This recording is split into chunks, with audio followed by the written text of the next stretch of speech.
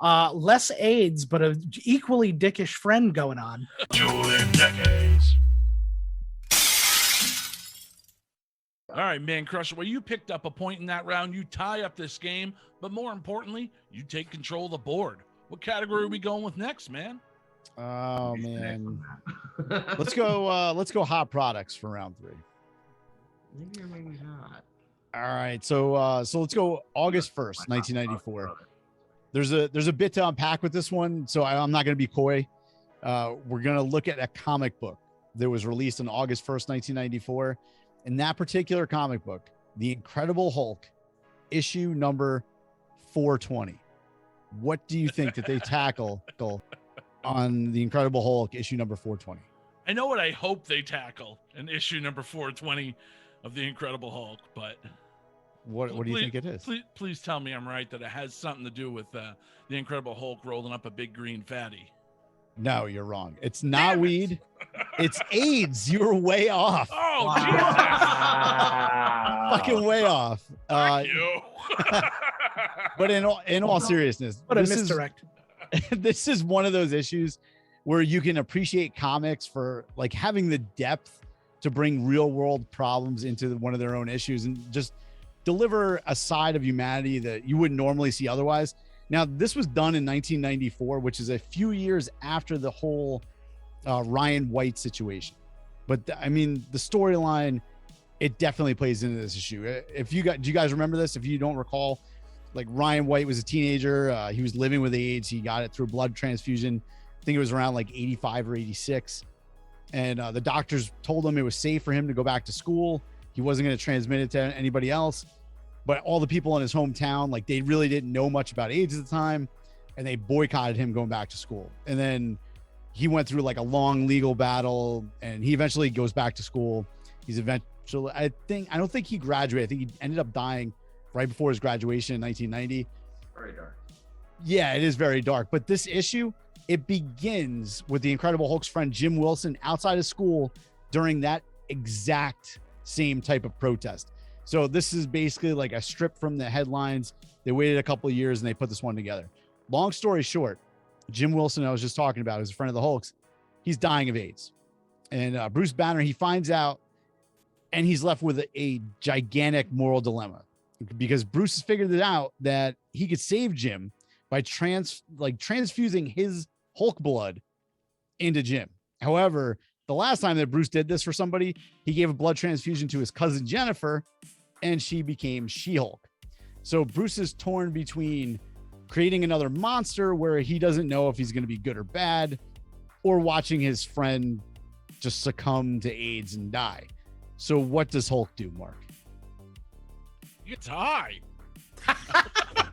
He should have, because what he ultimately does is he fucking lies to Jim about giving him a blood transfusion. They pump Jim full of like non-Hulk blood and he dies. Oh, But before He placebos him.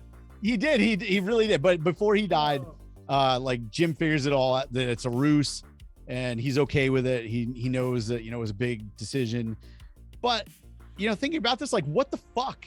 The Hulk could have eradicated AIDS, right? Cool story, man. Like, do not trust the Hulk. Dude, it's fucked up.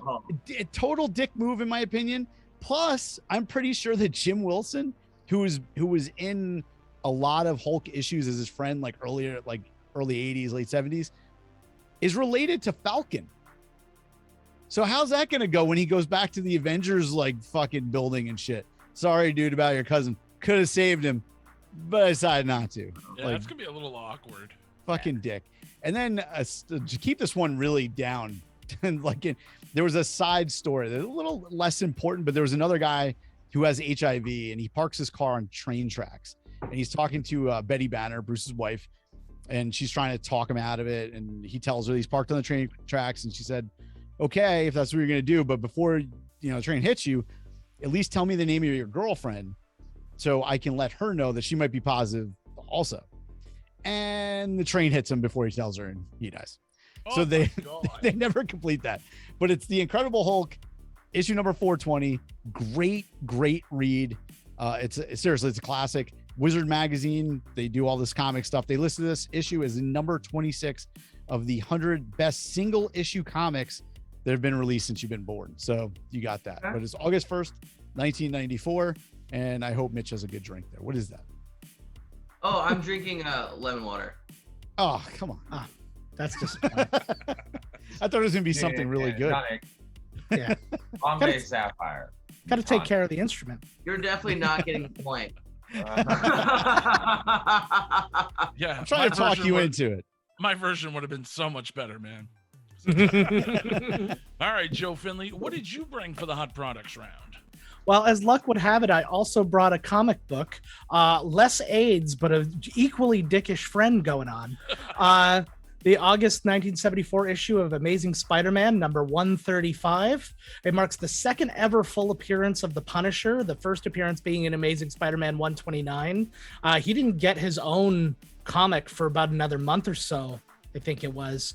But he appears there and helps him take on Tarantula, which is his first appearance. Anybody who doesn't know him, he is a South American super, as it were, who was actually trying to become South America's Captain America, and he loved violence a little bit too much, so he fled to the US, becomes a bad guy there.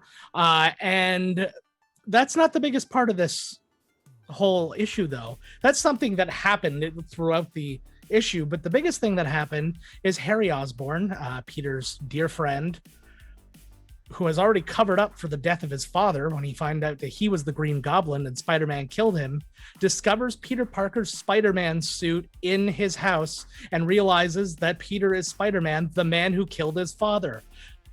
Dick friend. Yeah.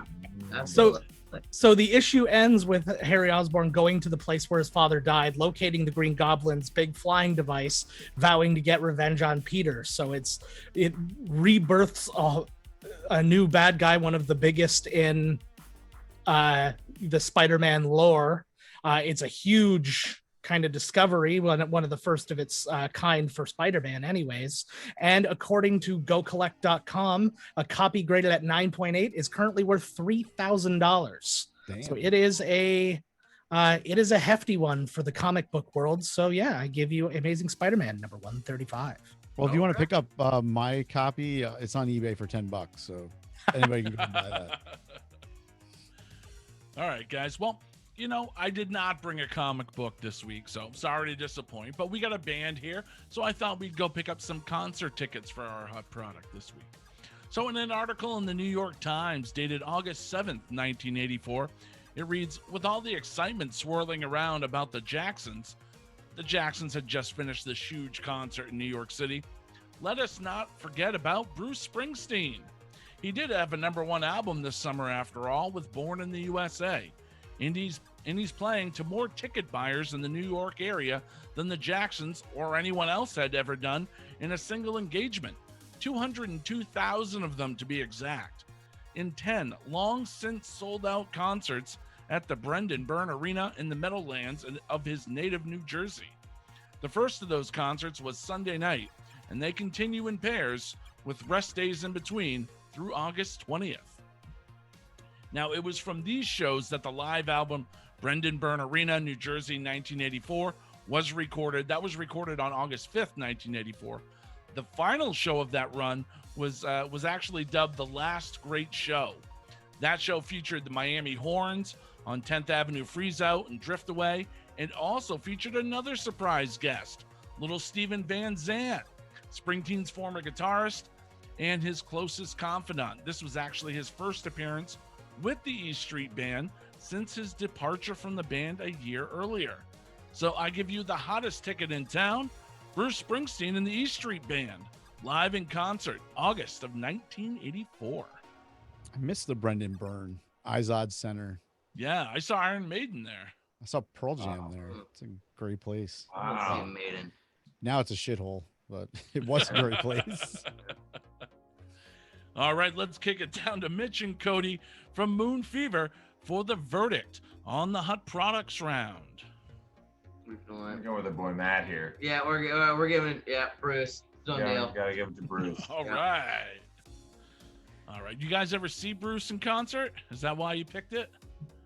No. I have not, but I've always really I liked Stevie's Underground Garage. We listened to that a lot on the road. Yeah. Like we listened to that a shit ton on the road. And also he was great as still in Sopranos. So I mean, come on. Yeah. So, There's a lot of come people on, that don't like, even realize he plays. They just think he's Silvio. Right. They're like, oh, yeah. Silvio's up there. It's like, Yeah, Yeah. Silvio plays guitar for Bruce Springsteen, dude. Everyone knows it. When he's not running the bang, he's up there with Bruce, dude. You know? just throws on that bandana as a changed person. It's like witness He's a protection. changed person. Yeah.